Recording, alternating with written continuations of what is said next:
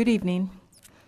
I'd like to call to order the Public Works Committee meeting, Public Works and Safety Committee meeting of Tuesday, January 16, 2018. The first item on the agenda is approval of the agenda, and I would like to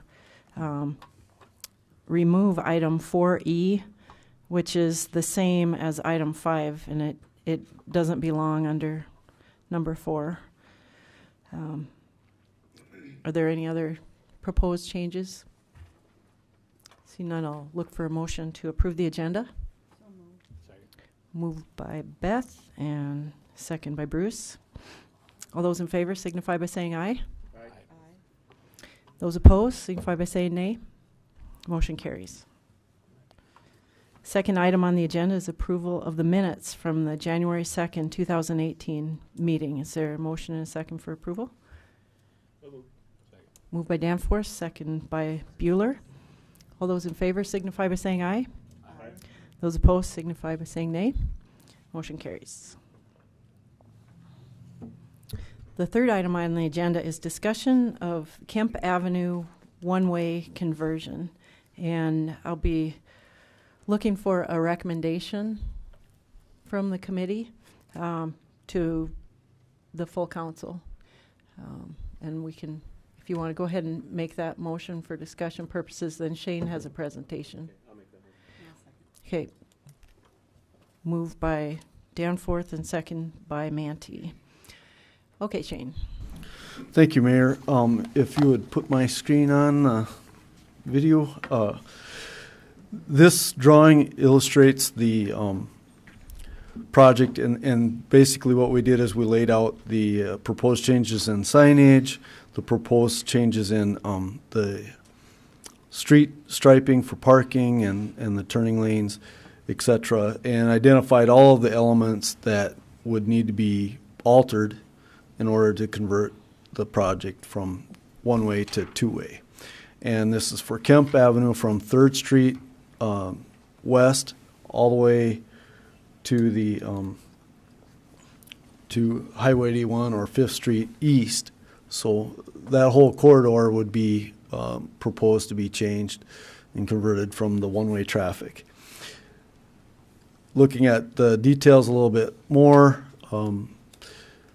we would propose all-way stops at some of the intersections. Right now we have 3rd Street west and 1st Street west, Broadway, Maple, 2nd Street, all to be four-way or all-way stops. So we would stop from each direction entering into those intersections. Part of that recommendation is based on some of the feedback we got from the 1st Avenue South closure. There's a couple of busier intersections where people have notified us that they feel a little uncomfortable identifying traffic movements, and if we convert things to four-way stop, then you know that you're going to have an opportunity to turn unopposed to moving traffic. So that'd be one thing. The other thing that was discussed in great detail throughout the charrette and the whole process was what's the impact to parking. By our count, doing this layout the way we have it shown on the drawings here, we would lose approximately 11 spaces from end to end in 8 blocks. So it's really not a lot of parking spaces that would be lost. And technically, if we followed our ordinance and or the other reference materials that we use a lot in our industry is the Manual on Uniform Traffic Control Devices, which is prepared by the Federal Highway Administration. Both of those documents would indicate that we would lose approximately 2 spaces per side of an intersection. Right where I'm showing here, these first 2 parking spaces would likely be lost if we conform to both our ordinance. Our ordinance says 30 feet of distance from the, in this case, it's described 2 ways. It's described as a safety zone, which is this crosswalk. From this point, 30 feet this way should be the first parking stall.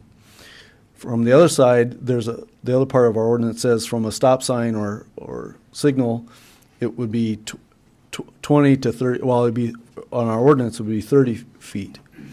And then again, that would be two parking stalls. So at a traffic signal, it's also recommended to be 30 feet according to the MU, or the Federal Highway document, the MUTCD.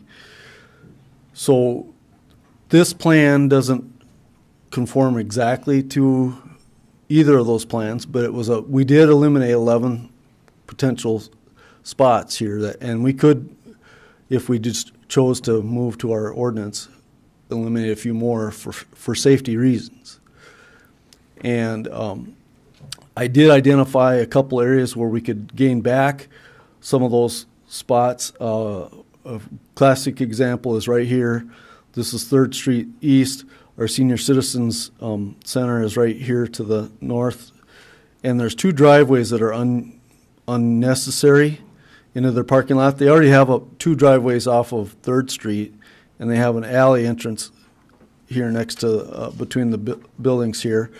So we could gain 8 spots back downtown if we just reconfigured those 2 driveways out of the parking equation there. So we've looked at just about everything that we can look at with regard to parking downtown, and just for clarity on the First Avenue South project, we did angle parking in the block adjacent to the courthouse so that we gained a bunch of parking down there too. So we're not insensitive to parking with this conversion. We just, if we're going to do it, let's do it and keep the safety factors in mind as well. Then on to the cost and timeline things. What's proposed to happen is we have an annual budget, of course, for a seal coat project. And the best way to quickly erase the lines, I'll say it that way, for the existing parking is to do a chip seal over the top of everything, and then we can gives us a clean slate to reconfigure the line work as we would propose to do through this project. That's a quick, easy way to do that, rather than scuff the pavement lines off and stuff. That's more labor intensive and messy, frankly. But we do have a budget for that. This project would take approximately $25,000 of that budget to do the chip seal. The street department relines all of these lines annually, so that cost is irrelevant. We're going to if we do nothing, we're going to restripe everything out there already. The only other additional costs, there's 2 other items.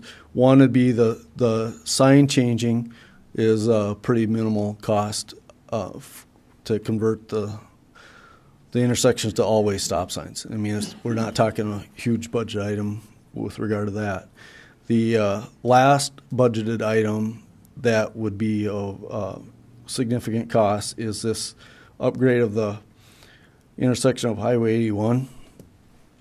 We would have to add a leg over here on the east side to accommodate the traffic. And our original cost estimate to just do the bare bones conversion was $22,000 that we got from Engelstad. However, we've now recently had a conversation with DOT because we needed to get their blessing on this project, and they're talking about if anything's done to this signal system, that they would like to upgrade it similar to what they did on Highway 81 going north recently.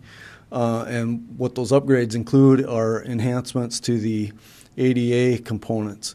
They have, if you've sat or stood by any of those intersections to the north now, they have a voice-activated sound system. So they tell you when it's safe to cross. They tell you when it's not safe to cross. They tell you, they can tell you a countdown. And I don't know. I guess I haven't stood out next to one of those and seen what all the elements are. But that is a common thing with the modern signal intersection now. Sometimes they're activated by a push button. Most often, they just talk to you when you're there. So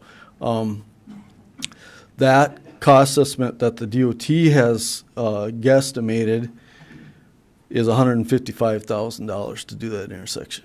I don't believe that that would all be borne by the city. I'm sure we would negotiate just what our portion of that cost share was. And just for simple math, we're only intend on doing one leg of the intersection. So, I estimated a fourth.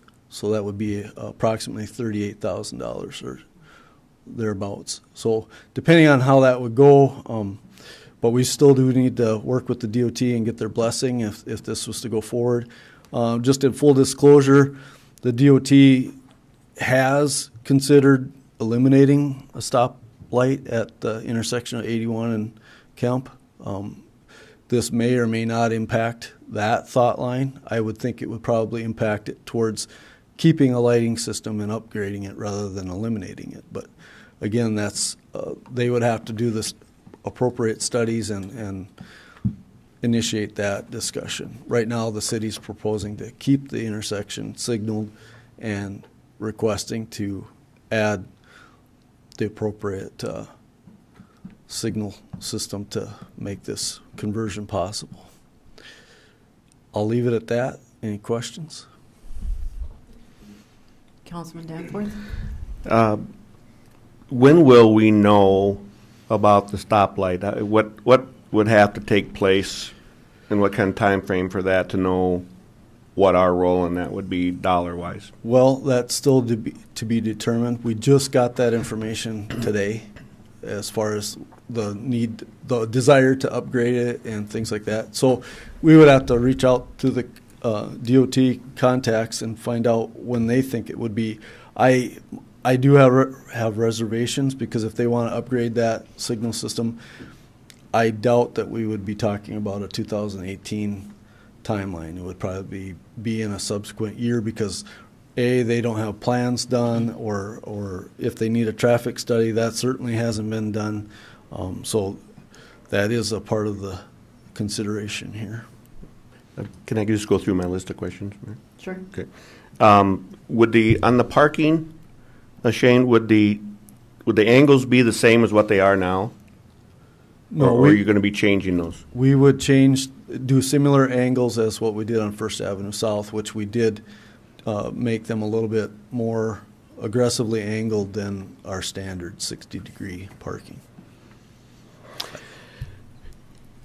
When we talked about the parking, this is probably a question for the mayor and you, but are you going to look to design this and implement a plan that conforms to our ordinances for parking spaces or not? We can. If that's the desire, we'll just change these lines here slightly and lose probably 3 times the amount of 11 spaces or more. I don't know that we have enough issue to warrant that. I mean, those are guidelines that and when you look at are you using a 9-foot width, Shane, on your parking stall? Yes. So 30 feet, that's 3 parking spaces. That's a lot. That's 12, that could be 12 spaces in each corner. And isn't it logical that if it was a safety issue, we should be doing it now anyway, whether we changed or not? Yes. I mean, yes. right? I mean, we haven't had an accident history that is caused by this. We've had a lot of complaints of people, even with the one-way, that they can't see around. And I think this is what they're doing is going to make it better. So that's an improvement. Right. I'll give you a couple examples. If you look at the board up here, you can see where this existing stripe was here. Our proposal would move that over a little over half a stall away from that intersection. So we wouldn't have the full 30 feet, but we certainly have gained extra safety distance there.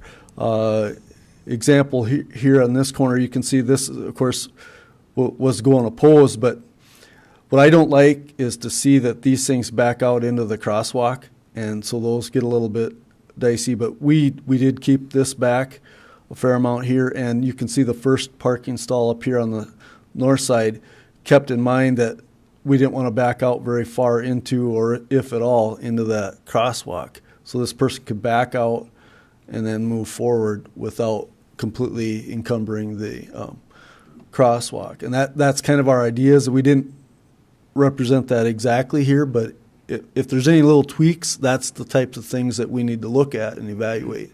And I think we've done a pretty good job of evaluating what we think is safe and viable or not, and those 11 spaces are indicative of what our review has been so far. And again, I know they're all in one location, but I'd really like to look at that parking by the Senior Citizens Center and things like that.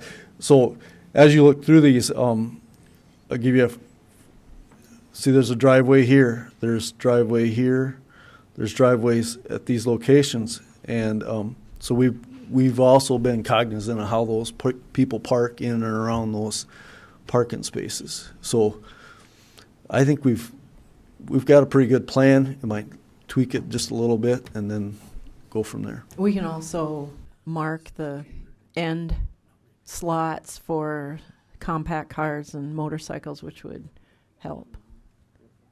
In regards to, and these are questions that I've gotten from people, and so I'm just kind of going through them as we go here, but how does the road width of Kemp compare to, let's say, First Avenue South and some of the other roads uptown that currently use two-way traffic?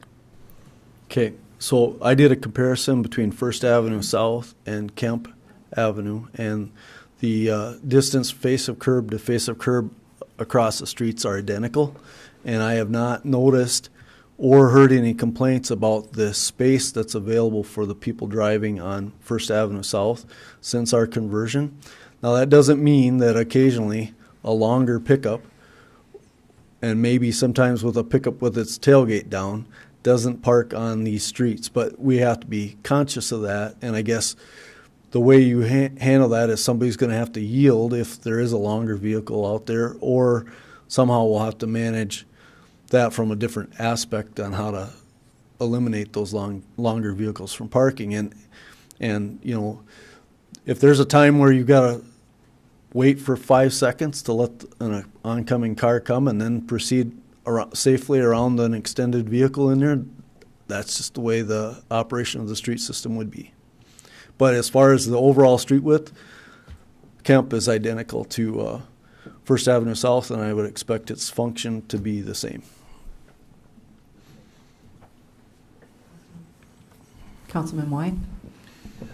So losing 11 spaces, how many spaces are there currently? Any idea? I do, but I'm not going to do math on the fly, but we've got approximately, I can kind of give you an idea. I mean, 100, 75? All right.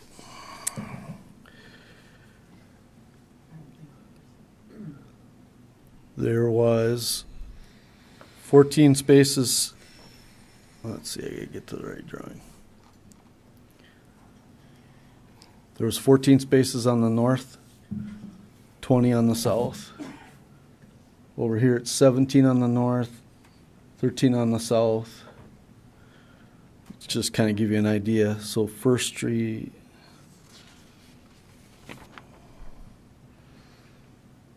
$23 spots on the north, 19 spots on the south, and we're going to be fairly, I mean, that was existing, and we're going to be fairly close to that now. So we're talking on this page right here, we had existing parking spaces 64, up here 63 down here,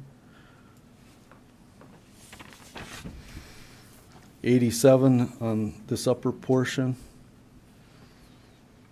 84 on this lower portion. I mean, so we've done all of the space counting, and there's still a very substantial amount of parking spaces downtown.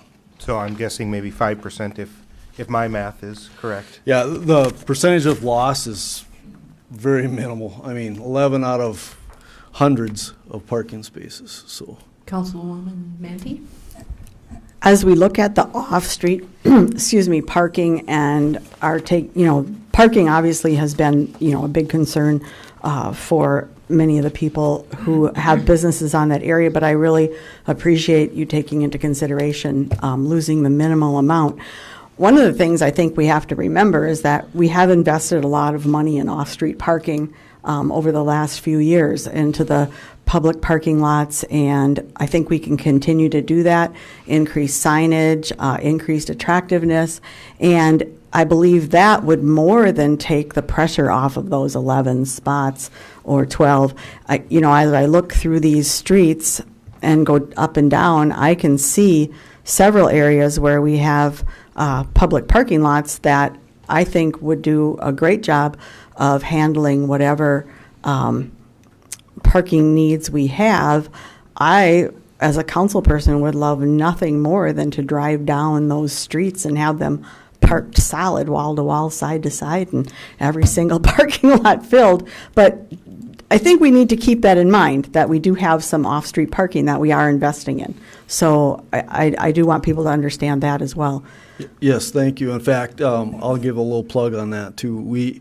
As we've been progressing through our alley repavement program, we've also been identifying parking lots that are adjoining to those alleys and trying to recognize that if they need upgrading or improvements, that we're going to do that so they aren't full of potholes, they aren't full of obstacles that prevent people from desiring to park in there. And I don't know, I'm just going to do a little plug for 2 small ones this year.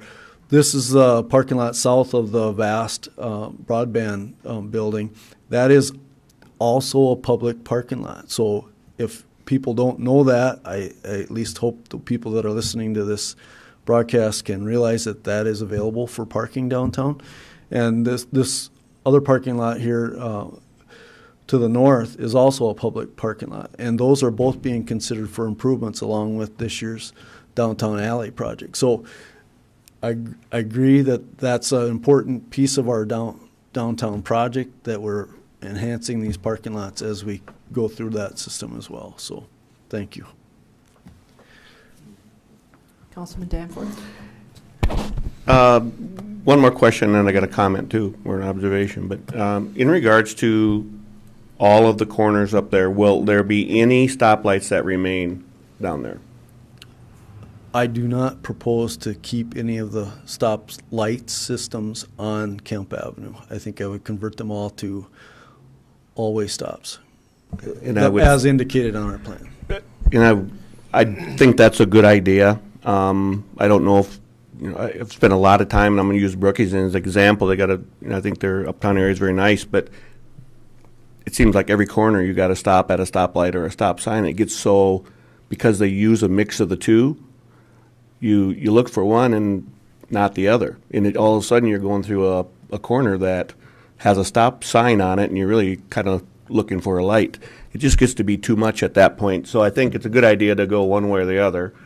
And the other question I have then is what do we do with deliveries? Right now you've got trucks that go downtown, they stop on one side, they make their deliveries, and people are going around them on the other side because it's all going one direction. How is that going to be affected with this change if this were to go through? Well, again, there might be minor delays at some periods of the day if that type of delivery system occurs. Most of these streets and not all of these blocks have alleys, and traditionally we didn't used to see semis in our downtown business district. We saw shorter, smaller straight trucks doing deliveries from a depot, but those depots are getting farther and farther spread apart, so then goods come into town on a semi. And I'll use Slumberland as an example because I personally had to wait there. They have a semi that comes and delivers goods, and it actually backs into the alley behind their store. Well, in order to make that backing turning movement, they stop all traffic on First Avenue South for the period of time that they're making their maneuver, and then once they're safely back in the alley, then traffic resumes to normal. I don't think that there's any large long-term delivery that I'm aware of that would impede traffic for a long period of time. The other example I have is on First Avenue North, just a block or two east of here. There's long periods of time where semis backed across 3/4 of that roadway, and the traffic just has to adapt and get around it. So I can't say that we won't have those situations, but I think that they'll be minimal, and certainly a little patience would accommodate that activity. Councilman Manti, woman? I guess I'd just like to make a comment piggybacking on that. We aren't the only city that gets deliveries in our downtown, and I've been in other cities, and I can't believe that by converting to two-way, that deliveries are going to bring traffic to a screeching halt 24/7. So I guess I agree with you, and I think we have to look at it from lots of cities do this every day, and they do just fine. And so I believe that we would be able to do the same thing. And like you said, maybe it takes 5 extra seconds or 5 extra minutes, but you're still going to get where you need to go. I want people to keep that in mind, that Watertown is not unique in looking at all the issues that we've talked about tonight. Councilman Y? Question, if you look at Kemp Avenue and 2nd Street there, in the northeast corner, there would be a stop sign there. Yep, right there. Go to the right. There you go. So if where the last vehicle can park, if that's not 30 feet back and there's a stop sign and my truck's parked there, someone's coming down the road's not familiar with it, are they going to be able to see that stop sign as the way this is proposed?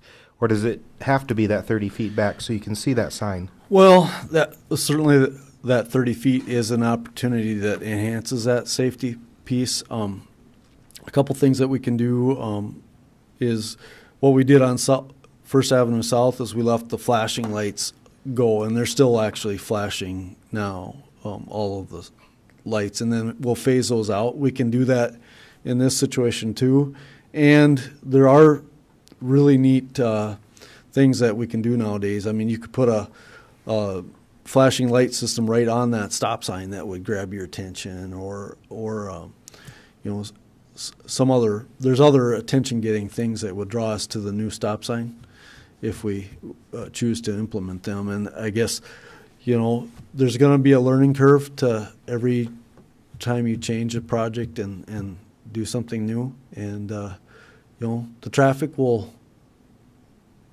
adapt pretty quickly. Councilman Bueller? Thank you. Got used to that. Have we had any complaints, any issues thus far on First in any of these regards, deliveries or stop signs? I have not heard any complaint on the deliveries. The only comment I've had is that traffic coming off of the intersection of Maple and South First Ave, or First Ave South, that they struggle a little bit being able to see the traffic. But if we change that to a 4-way stop, like what we're planning on Kemp, then everybody has the obligation to stop, and then you're clearly just taking your turn and making sure that everything's safe. And actually, going forward, I think that that's something the city should consider, is changing Maple and First Avenue South into a 4-way stop. Has anyone on the council had any complaints thus far on First? Back to what Beth said, I agree with Beth. And I think if I get behind somebody who's doing deliveries, I'm going to look for a little space there where nobody's coming. I'm going to drive around them. I had to wait for a train today. I mean, you do. I mean, it's just part of traveling around town sometimes. You're just going to have to take a few extra seconds now and again. So I don't, personally, we haven't had a history with it with First. I don't see it being an issue with Kemp. Don't take this as a complaint, but when the showboat is downtown from Saturday night till Monday morning at 9, 10 o'clock in the morning, that's as obstructive as anything you see downtown. So we already accommodate special events and activities downtown.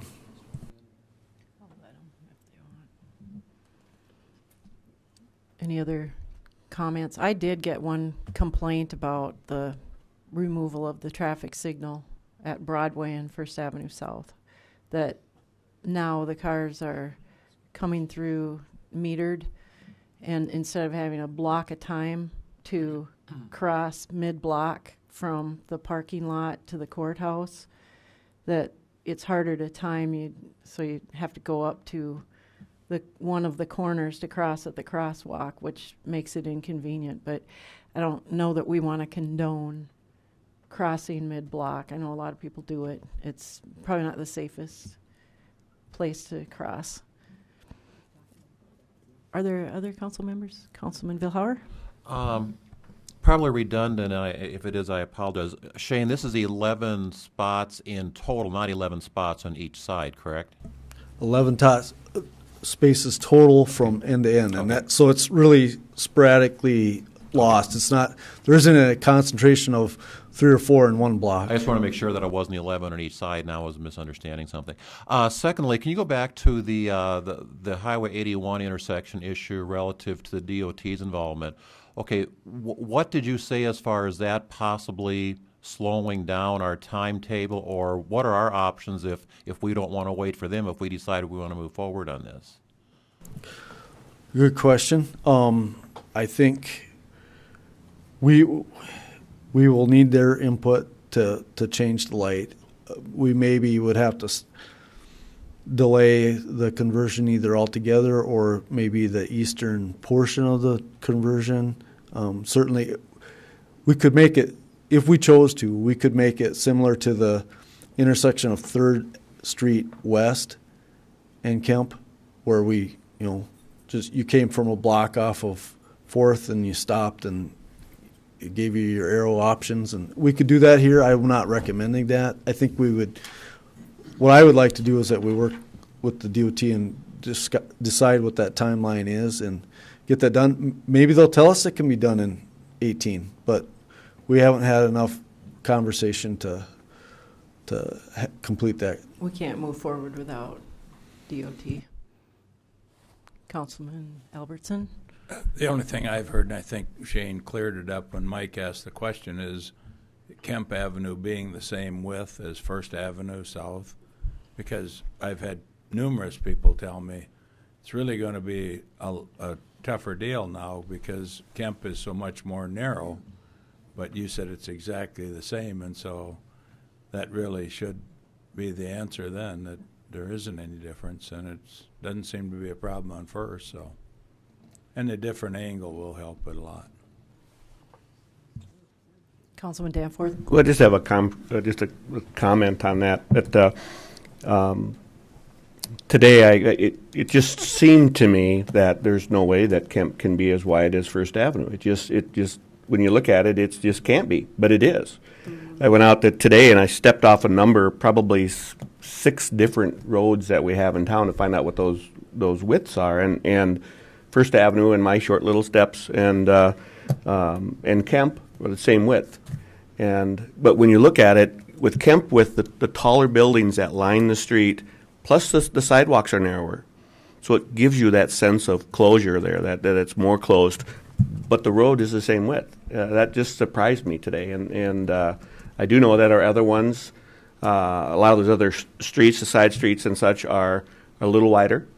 But strictly comparing Kemp and First Avenue South, they're the same, and that just surprised me. So, and then the other comment is as we look to do this, as just as a reminder, as the survey was taken by I think the chamber did that, didn't they? The last one. Yep. It was close, but there was still an edge in numbers that preferred to make this change. And I think those voices need to be heard as well. And based on the plan, Shane, that you guys have laid out, I like the 4-way stop scenario. I'm not concerned about the amount of parking that's being lost. I think it's minimal. I think that it is something that we should look to move forward with, in my opinion. Then. Thank you. Anyone else want to comment or question? All right, we have a motion and a second to authorize the engineering department to move forward. All in favor of this, signify by saying aye. Aye. Those opposed signify by saying nay. Motion carries. Thank you. Mayor, does that mean that it is going to happen now, or Well- does that go to the council, or how does this? This will go to the council, and I'm expecting there will be some folks at the council meeting that are against it, because I saw some emails going around, and I know there's a lot of people that are in favor of it, and this does not require council action. The ordinances give me, the mayor, the authority to make this change. I put it on the council agenda because I think the 10-member council is a better indication of the community will than my opinion. And I'm happy to tell you my opinion. I'm strongly in favor of moving forward with the two-way conversion on Kemp for all the reasons that we've been talking about here tonight. But I think it's appropriate that our city council make that action in reflection of what the community desires, because we make our own rules, and I honor that. If the council has a different opinion than mine, I honor that. I let you make those this is a big deal for our community. For whatever reason, we've been debating it for 5 years, and I think it's time to move forward. Let's either put it to bed or move forward with it. And I think regardless of whatever happens with the state, tonight we can decide as a community, are we doing this or are we not? And so we'll talk about that. And I probably should have asked. I see there's people from downtown in the audience, and although it's not a public hearing, if you feel strongly like you want to say something, I would give you the opportunity. Please state your name for the record.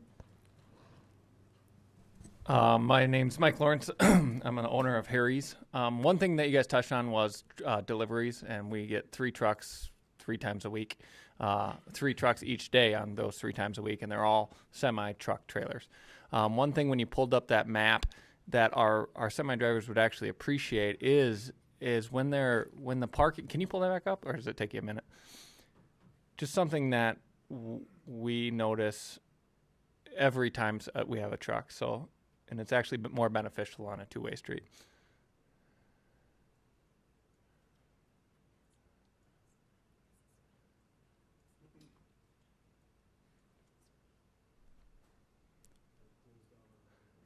Okay, no worries.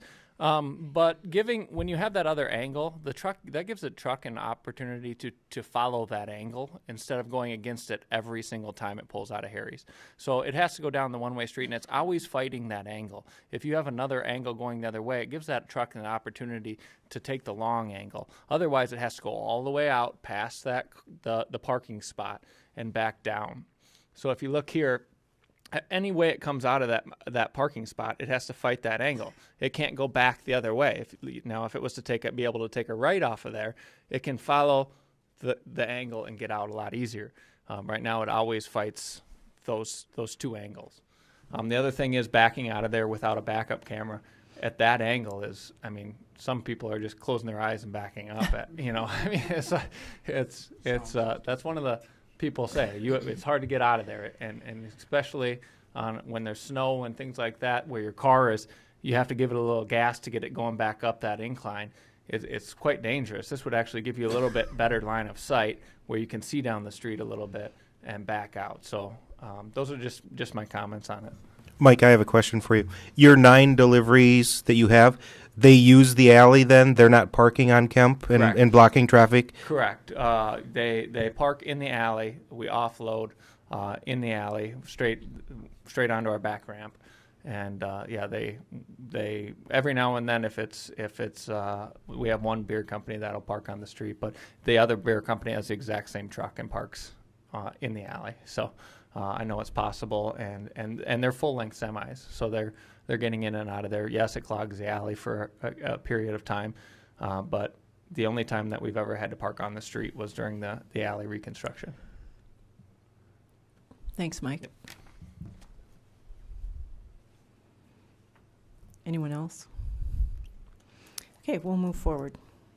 Item number 4 is authorization to advertise for bids for various projects, and I think we'll take these one at a time. If you can move quickly through them, Shane. Okay, sidewalk accessibility improvement project. We're concentrating on the north central northeast portion of the community currently. I believe we're finishing up some issues over. Do I have the map up on mine? Okay. Up in this part of the community, we're working on some there, and then we're going to go through this neighborhood here, and we're going to go as far as our budget takes us this year, and then we always choose a stopping point and then resume it next year. So that just FYI that's the area that we're working in. Downtown alley reconstruction project. I kind of touched on that earlier. The proposed alley for this year, or alleys, is the south half of the alley here north of Kemp. This is County Fair. This is Banquet City parking lot. So we're looking at the south half here from that building that they have right here would be where the utilities would end their work, and we would come down, and then we would do the next alley to the south, and if funding is available, we'll conclude with doing the alley by the IC Church as well. So that's our proposed downtown alley project for this year. And just for the record, we did receive multiple complaints on the alley between Kemp and First Avenue Southeast, and between First Ave and Second Ave has been complaints received by our office as to the drainage and potholes. So we'll get that fixed. Sanitary sewer replacement, we are following the desired areas indicated to us from the wastewater treatment plant and the wastewater collection facilities map. So we're following their project around town. Highway 81 storm sewer structure improvements. If anybody's familiar with those big square manholes that are on 81, and we're starting to have issues with those castings, and people bouncing over them, and they feel loose and wobbly. Well, we've done some looking at them, and we're finally getting together with the DOT to figure out a more permanent fix, and we think we've got that identified. We've had DOT's blessing, so we're ready to move forward and get that project fixed this summer. And then finally, the crack sealing project is a standard project that the street department manages, and we're just asking for authorization to bid up to the amount budgeted for that project. Does anybody want to pull any of those projects out?